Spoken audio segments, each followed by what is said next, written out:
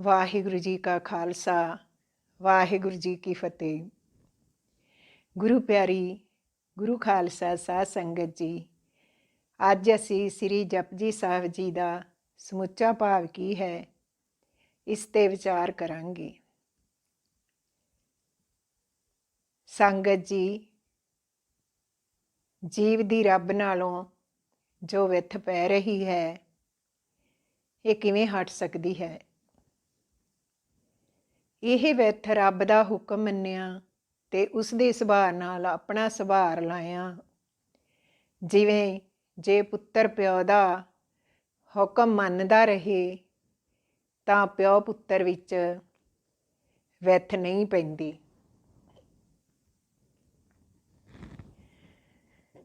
ਗੁਰੂ ਨਾਨਕ ਪਾਤਸ਼ਾਹ ਜੀ ਪੌੜੀ 1 ਤੋਂ 7 ਵਿੱਚ ਫਰਮਾਉਂਦੇ ਹਨ ਕਿ ਪੁੰਨਦਾਨ ਕੀਤਿਆਂ, ਤੀਰਥਾਂ 'ਤੇ ਇਸ਼ਨਾਨ ਕੀਤਿਆਂ ਜਾਂ ਪ੍ਰਾਣਾਯਾਮ ਦੀ ਰਾਹੀਂ ਉਮਰ ਵਧਾਇਆਂ ਇਹ ਵਿੱਥ ਦੂਰ ਨਹੀਂ ਹੋ ਸਕਦੀ। ਸਤਿਗੁਰ ਪਾਤਸ਼ਾਹ ਜੀ ਪੌੜੀ 8 ਤੋਂ 15 ਵਿੱਚ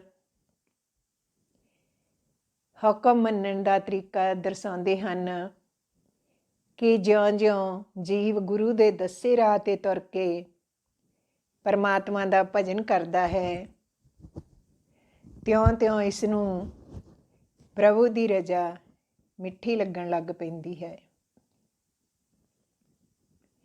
ਸੋ ਰਜ਼ਾ ਵਿੱਚ, ਹੁਕਮ ਵਿੱਚ ਤੁਰਨ ਲਈ ਜੀਵ ਨੇ ਪ੍ਰਭੂ ਦੀ ਸਿਫਤ ਸਲਾਹ ਵਿੱਚ ਸੁਰਤ ਜੋੜਨੀ ਹੈ।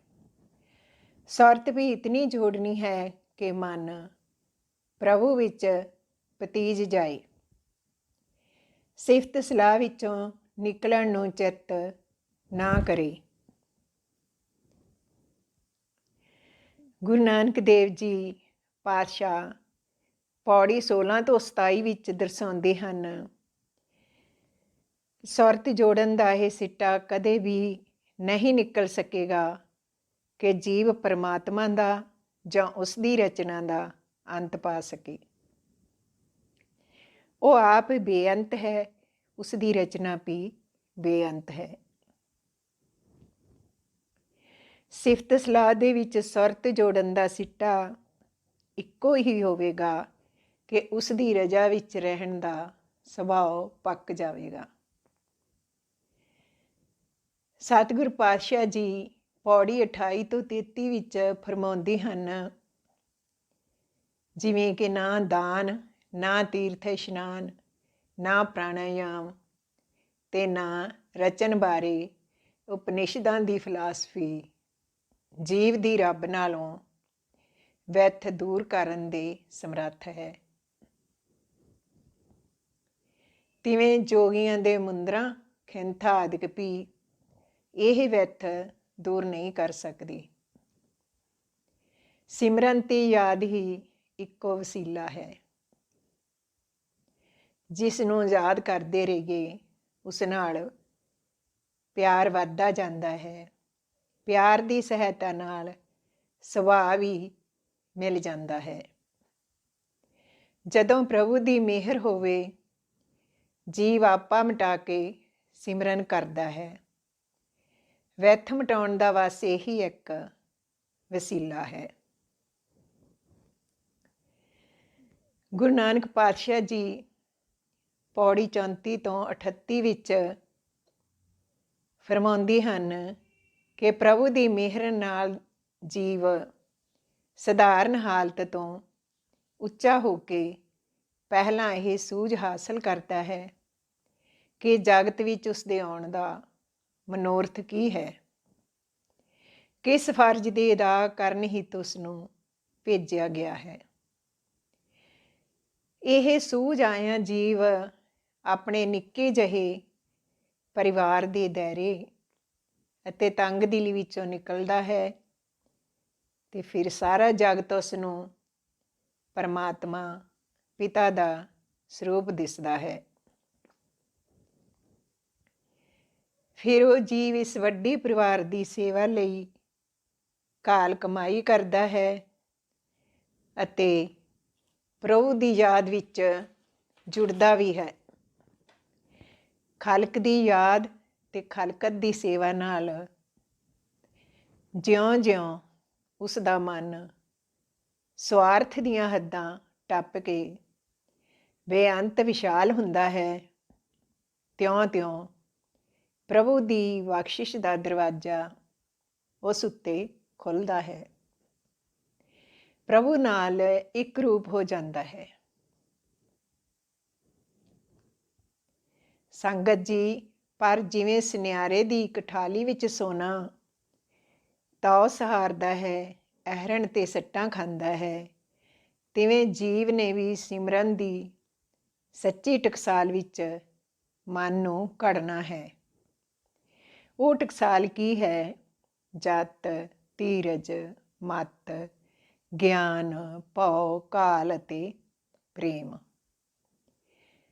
ਅਤੇ ਜੀਵ ਦੂਜਿਆਂ ਦੀ ਵਧੀਕੀ ਨੂੰ ਸਹਾਰਨ ਜੋਗਾ ਹੋਵੇ, ਸਮਝ ਉੱਚੀ ਹੋਵੇ ਤੇ ਵਿਸ਼ਾਲ ਹੋਵੇ।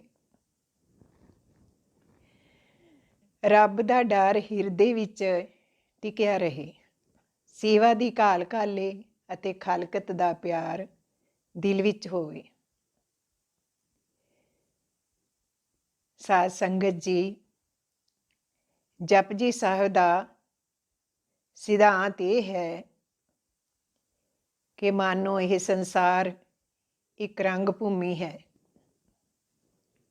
ਜਿਸ ਵਿੱਚ ਜੀਵ ਖਿਲਾੜੀ ਆਪੋ ਆਪਣੀ ਖੇਡ ਖੇਡ ਰਹੇ ਹਨ। ਹਰੇਕ ਜੀਵ ਦੀ ਖੇਡ ਦੀ ਪੜਤਾਲ ਬੜੇ ਗੌਰ ਨਾਲ ਹੋ ਰਹੀ ਹੈ। ਜੋ ਜੀਵ ਨਿਰੀ ਮਾਇਆ ਦੀ ਖੇਡ ਹੀ ਖੇਡ ਗਏ, ਉਹ ਪ੍ਰਭੂ ਤੋਂ ਵਿੱਥ ਪਾਈ ਗਏ। ਪਰ ਜਿਨ੍ਹਾਂ ਨੇ ਸਿਮਰਨ ਦੀ ਖੇਡ ਖੇਡੀ, ਉਹ ਆਪਣੀ ਘਾਲ ਕਮਾਈ ਸਫਲ ਕਰ ਗਏ ਅਤੇ ਹੋਰ ਕਈ ਜੀਵਾਂ ਨੂੰ ਵੀ ਇਸ ਸੁਚੱਜੇ ਰਾਹ 'ਤੇ ਪਾਉਂਦੇ ਹੋਏ ਆਪ ਪ੍ਰਭੂ ਦੀ ਹਜ਼ੂਰੀ ਵਿੱਚ ਸੁਰਖਰੂ ਹੋਏ।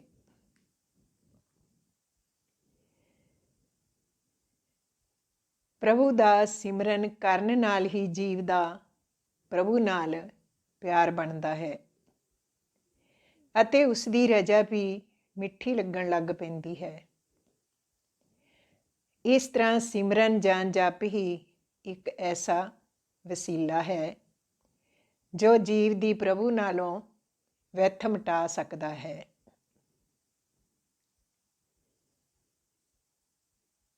ਇਸ ਲਈ ਅਸੀਂ ਹਰ ਵੇਲੇ ਪ੍ਰਭੂ ਦਾ ਸਿਮਰਨ, ਉਸ ਦੇ ਨਾਮ ਦੀ ਯਾਦ ਤੇ ਉਸ ਦੇ ਗੁਣਾਂ ਦਾ ਜਪ ਆਪਣੇ ਹਿਰਦੇ ਵਿੱਚ ਕਰਦੇ ਰਹੀਏ।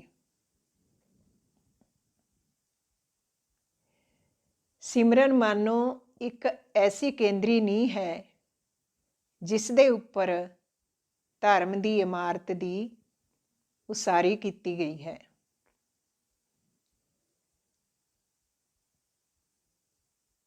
ਗੁਰੂ ਪਿਆਰੀ ਸਾਧ ਸੰਗਤ ਜੀ, ਕਥਾ ਵਿਚਾਰ ਕਰਦੇ ਹੋਏ ਅਨੇਕਾਂ ਭੁੱਲਾਂ ਹੋ ਜਾਂਦੀਆਂ ਨੇ। ਆਪ ਜੀ ਨੇ ਬਖਸ਼ ਲੈਣਾ, ਸਾਧ ਸੰਗਤ ਬਖਸ਼ਣ ਯੋਗ ਹੈ। ਨਾਨਕ ਨਾਮ ਚੜ੍ਹਦੀ ਕਲਾ, ਤੇਰੇ ਭਾਣੇ ਸਰਬੱਤ ਦਾ ਭਲਾ। ਵਾਹਿਗੁਰੂ ਜੀ ਕਾ ਖਾਲਸਾ, ਵਾਹਿਗੁਰੂ ਜੀ ਕੀ ਫਤਿਹ।